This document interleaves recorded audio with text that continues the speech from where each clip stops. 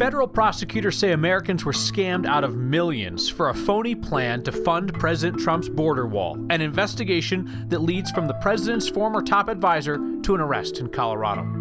The governor says we can expect COVID-19 to close some schools, and with that, we open schools. Denver agrees to let more people pack into the same house. A councilwoman calls the process a sham. I mean, I get winded just carrying all my groceries inside, but she's going up and down every 14er with that thing strapped to her back. And we did a double take when we heard how much you all gave to support wildland firefighters who are protecting our state. We should not be surprised, because you are next. Guys, I'm not sure how to break this to you, but federal prosecutors say that crowdfunding President Trump's border wall through a P.O. box in Castle Rock might not have been on the up and up. Federal prosecutors announced fraud charges against President Trump's former top advisor Steve Bannon and the Coloradan behind that P.O. box. We told you about the Build the Wall checks being funneled to Castle Rock, of all places, 2 full years ago. Marshall Zellinger looks at how feds determined that this was a scam, other than, just looking at it. The guy behind an energy drink filled with 12 ounces of liberal tears is in trouble for his work helping to privately fund a border wall. Tim Shea was arrested by postal inspectors at his Castle Rock home this morning. He was indicted for his role in We Build the Wall, the GoFundMe fundraiser that had physical checks coming to a Castle Rock P.O. box starting in late 2018. The money was for Brian Colfage, a triple amputee in Florida who was behind the private funding for a border wall, an effort that raised more than $25 million. Multiple times, Colfage said 100% of the money would go to a border wall and that he would not pay himself a penny. Colfage was also indicted today, along with Steve Bannon, former advisor to President Trump. The 24-page indictment spells out how $350,000 did not go to a border wall, but rather personal expenses for Colfage with the help of Shea. Money for home renovations, a luxury SUV, cosmetic surgery, and a boat named Warfighter. Hey, a boat named Warfighter can be seen in this video from Winning Energy's Facebook page. That's Shea's Liberal Tears Energy Drink Company, which sponsored a Trump boat parade in Florida on the 4th of July. The federal government now wants possession of Warfighter and bank accounts filled with money that was supposed to be used for a privately funded border wall. Don't take my word for it. Shea's wife assured us of that in December 2018. Myself, my husband, Brian, nobody is taking a dime from this. That is 100% fact and it's provable. The indictment suggests it's 100% false. It details how federal investigators believe Shea's husband helped divert some of that money. In one text message exchange between Shea and Colfage, investigators said Shea would pay the two out of a veiled shell corporation by creating companies to make it look like the money was for consulting and social media. The indictment goes on to say a shell company created by Shea received wire transfers from We Build the Wall, with tens of thousands of dollars going to Colfage and tens of thousands to Shea. Shea's wife in 2018 explained to us why they were working on a contract with the government to make sure the donated money went to build a border wall. The government's not great stewards of people's money, and it could just be misappropriated in little ways and whatever. And we don't want that to happen. That's not our purpose. How about another Colorado connection? Former Republican Congressman and gubernatorial candidate Tom Tancredo is on We Build the Wall's advisory board. He didn't reference Shea in a text to me, but said, "This is the first I've heard about it. I have not been contacted by any authorities. I can't imagine that Steve Bannon, whom I know well, is either this careless or this dumb." Tim Shea was in federal court today. His wife was not arrested. Tim can get out with a $250,000 bond and can have no dealings, Kyle, with money from We Build the Wall, either raising the money anymore or moving the money. Marshall, there's a part of this that is just like laugh out loud clumsy if it wasn't so sad, because the money, of course, came from real people. Real conservatives in Colorado and elsewhere around the country who thought that they were donating money for this cause that they believe in, and the feds say that it ended up in the liberal tears sport boat there. There's two things that stand out to me. One is that a financial institution, one of the banks, apparently tipped everybody off that, hey, people are looking at your accounts, just so you know. So someone knew something to tip off an agent to go to the bank. And second, that it was postal inspectors that made the arrest. Of all weeks, it's the Postal Service coming to the rescue, perhaps, of people's money. That's rich. Marshall, thank you. So some school kids are going back to school in Cherry Creek, so Democratic Governor Jared Polis went there as well today to talk about the state's plan to emphasize masks and testing as certain students return to the classroom right about now. And the governor had this warning about the inevitable outcome of gathering people together once more in a pandemic. Well, I don't want anybody to be surprised in our state when classes and even schools do need to be shut down. That is no different than stores, restaurants, offices. We call it a site-based outbreak. Cherry Creek School District started moving back to rotating in-person and remote learning on Monday. Weld County schools also started in person on Monday. And then 2 Fort Lupton high schoolers got COVID-19, and they've gone back to remote learning. We have seen another encouraging decrease in hospitalizations from coronavirus today in our state. 146 people are in the hospital for it right now. We show you this number daily because it sorts out the most serious cases, because widespread testing is going to pick up a lot of asymptomatic patients and people who don't need hospital care. Next, viewers have asked us about the most extreme cases and why we've gotten away from reporting Colorado's COVID-19 deaths. Well, for starters, as we've said, the rate of deaths dropped off sharply in our state, and that's great news. But also, this is one of the more complicated statistics to present on a daily basis. Let me try to explain why. So deaths are reported on a lagging basis to the state from the various cities and counties. The state then sorts them by date of death, by the date that the death was reported, by the first day that the person who died showed symptoms. So there's a lot of different ways to group them. So we extensively covered for you as well when the state also started splitting off deaths into 2 groups, deaths due to COVID-19 and deaths of people with COVID-19.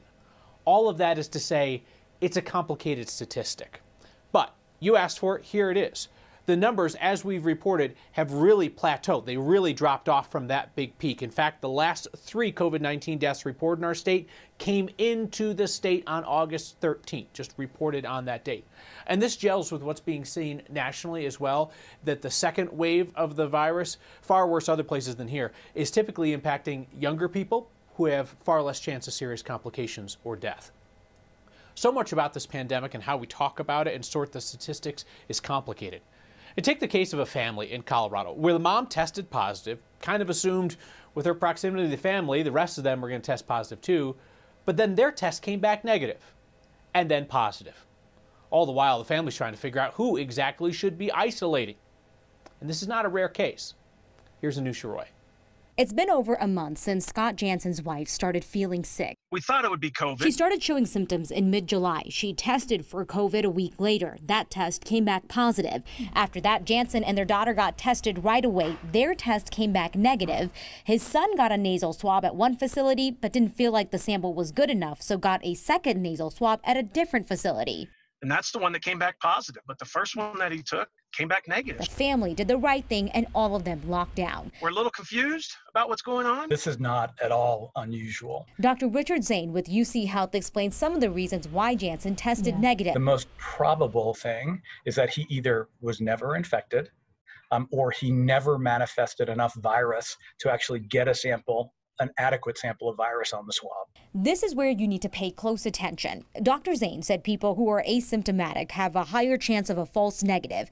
This could be because there isn't enough of a viral load to test positive or not enough virus in the sample they took at the time. Ideally, you would wait between 5 and 7 days to get tested. The other is, regardless of if the test is negative, you have to behave as though you've been exposed to the virus if you've been exposed. That means going into quarantine. And even though it seems like Jansen's son had conflicting test results, they are not necessarily conflicting, even though it seems that they are in conflict because they are different results. You can test positive depending on the duration of symptoms and how deeply they went with the swab. If it's not abrasive and it doesn't make your eyes water, it might not be the right sample. At the end of the day, it is critical people get tested because when a positive test does come back, not only does the patient know to lock down, so do the people around them, regardless of what their tests say. So the Jansen family did a lot of things right, especially just going into quarantine despite the conflicting results there. Talked to a couple of doctors today as well who all said the same thing. If you get a positive result and then a negative result, just assume you've got the virus and take the right precautions with it. And this is a friendly reminder that these tests, Kyle, are not always 100% accurate. So just keep that in mind. Anusha, do the experts recommend saying anything about which particular test you like? I mean, do you just walk in and say, like, give me the brain tickler?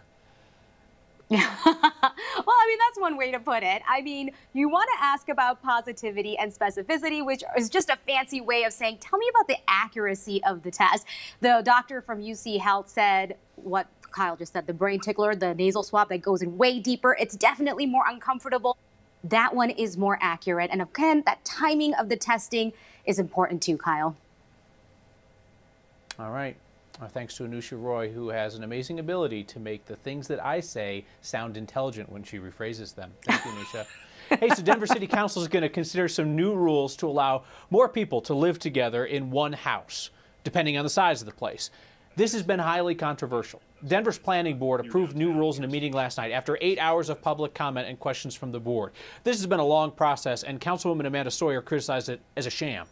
The new proposed rules would let up to 5 unrelated adults share a single-family home. It's capped at 2 right now. Really big homes with enough square footage could hold up to 10 people. And that's where neighbors start to get loud about this, because the zoning changes could also allow for senior care facilities or halfway houses to be set up in neighborhoods, though we'd be talking about a pretty big property at that point. Nothing's official yet. This goes through committee and then to the full Denver City Council, likely in October. They've been talking about this same issue, how many people can live together in a tough economy up in Boulder. And now the group Bedrooms Are for People is taking its fight to the state Supreme Court. The group wants to increase the living limit in Boulder. Tried to get that rule change on the November ballot. Remember we told you City Council gave them the wrong deadline for collecting signatures. City Council had the option to say, whoops, our bad, we'll just put it on the ballot. But instead they were like, nah. So now the Supreme Court of Colorado will decide. I'm always looking for ways to combine my passion for the outdoors with my love of service. Her plan has a lot of ups and downs, taking one of Colorado's toughest outdoor accomplishments and adding a new layer. And when the Wildland Firefighters Foundation told me how much Next viewers donated last night, I had to ask them to repeat the number. My word of thanks to you. Next. Next viewer named Michael gave us quite the tough challenge last night. Our Word of Thanks microgiving group project for this week is supporting the Wildland Firefighters Foundation. They assist families of firefighters injured or killed in the line of duty. Michael challenged us to make this the biggest week yet for Word of Thanks. And $5 at a time, Next viewers raised more than $50,000 by this morning. That is an astonishing total in support of the firefighters working across our state right now. If you want to help this nonprofit that helps the wildland firefighters protecting Colorado, you can still get in on this. If you text the word thanks to 303-871-1491, we'll send you the link to donate. I mean, you guys coming up with $50,000 for these firefighters and their families overnight is absolutely wild. But our all-time record is the $90,000 that you raised to clean up Civic Center Park. Please know I will never ask you on here to donate to something that I don't give to personally. So as always, I match the first 50 $5 contributions. If we have enough people still out there with $5 to spare, we might just meet Michael's challenge and break our record with our support for the Wildland Firefighters Foundation. Quick update on a story that generated a lot of interest earlier in this week. Patricia Cameron, whose nonprofit Blackpackers we featured here, she continues to hike the Colorado Trail up and over our state, 500 miles total. And on Monday that we told you she was in the neighborhood of Silverton and Lake City, part of the final stretch. She officially made Silverton on Tuesday. She is headed for Durango. Her organization, Blackpackers, focuses on reducing the financial barriers that keep people from going out to backpack and camp. You can follow her journey on Twitter. She's CO Blackpacker on Twitter. Has about 1 week left before she finishes the trail. It's a sign from the future, but it's just been sitting there for years. What exactly is hooked to that DU student who's climbing all of Colorado's 14ers? And so it's nice to be reminded that with little steps, you will eventually get to your goal. That's next. There are 58 of them, Colorado's 14,000-foot peaks.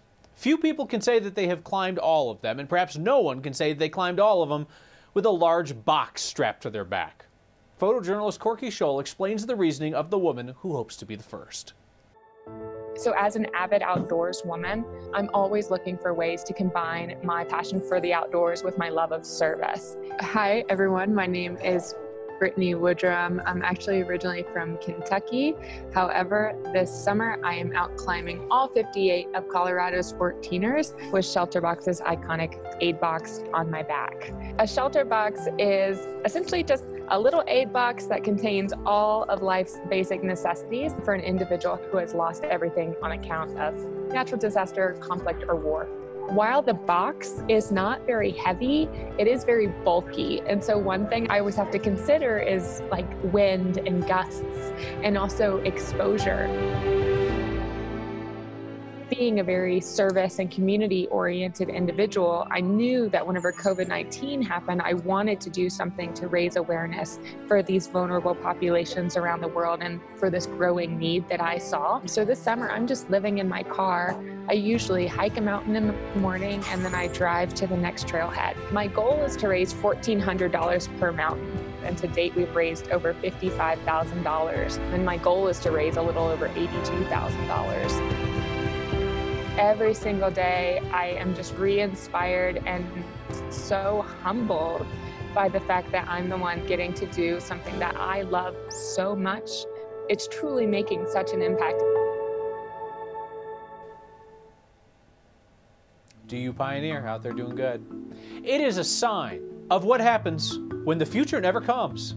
That and your feedback next. It's a sign of the times, the future times.